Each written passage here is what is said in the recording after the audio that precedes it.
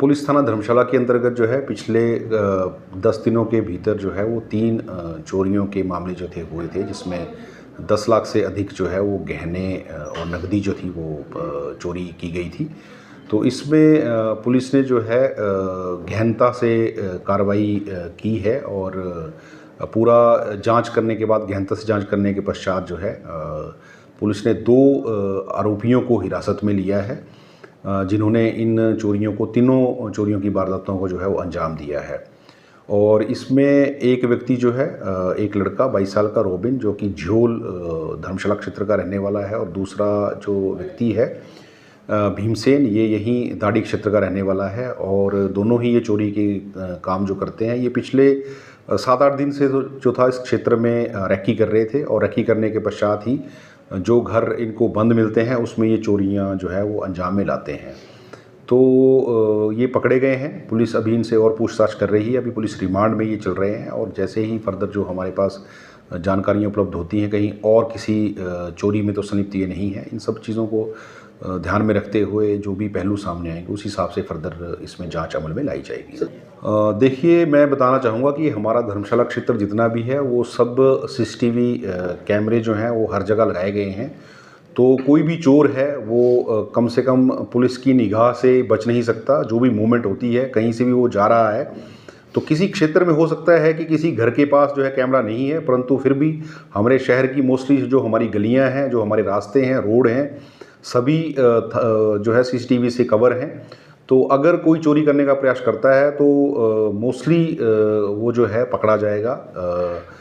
ये तो हम मान सकते हैं। जिस तरह से ये क्रैक जो है स्थानीय पुलिस ने केस किए हैं, उससे हम कम से कम कॉन्फिडेंट है कि शहर में जो स्मार्ट सिटी के तहत जितने भी कैमरा जो है लगाए गए हैं, जिनका पुलिस कंट्रोल रूम यहाँ पे उसमें स्थापित किया गया है, तो उससे भी हमें बहुत मदद मिली है उनको ट्रैक करने में।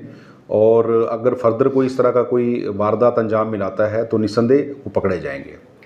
पुलिस थाना धर्मशाला के अंतर्गत जो है पिछले 10 दिनों के भीतर जो है वो 3 चोरियों के मामले जो थे हुए थे, जिसमें 10 लाख से अधिक जो है वो गहने और नकदी जो थी वो चोरी की गई थी। तो इसमें पुलिस ने जो है गहनता से कार्रवाई की है और पूरा जांच करने के बाद गहनता से जांच करने के पश्चात जो है पुलिस ने 2 आरोपियों को हिरासत में लिया है, जिन्होंने इन चोरियों को तीनों चोरियों की वारदातों को जो है वो अंजाम दिया है। और इसमें एक व्यक्ति जो है एक लड़का 22 साल का रोबिन, जो कि झोल धर्मशाला क्षेत्र का रहने वाला है, और दूसरा जो व्यक्ति है भीमसेन, ये यहीं दाड़ी क्षेत्र का रहने वाला है। और दोनों ही ये चोरी के काम जो करते हैं, ये पिछले 7-8 दिन से जो था इस क्षेत्र में रेकी कर रहे थे, और रेकी करने के पश्चात ही जो घर इनको बंद मिलते हैं उसमें ये चोरियां जो है वो अंजाम में लाते हैं।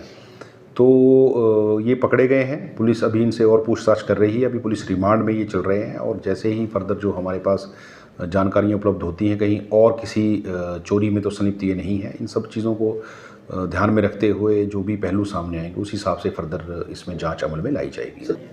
देखिए, मैं बताना चाहूँगा कि हमारा धर्मशाला क्षेत्र जितना भी है वो सब सीसीटीवी कैमरे जो हैं वो हर जगह लगाए गए हैं।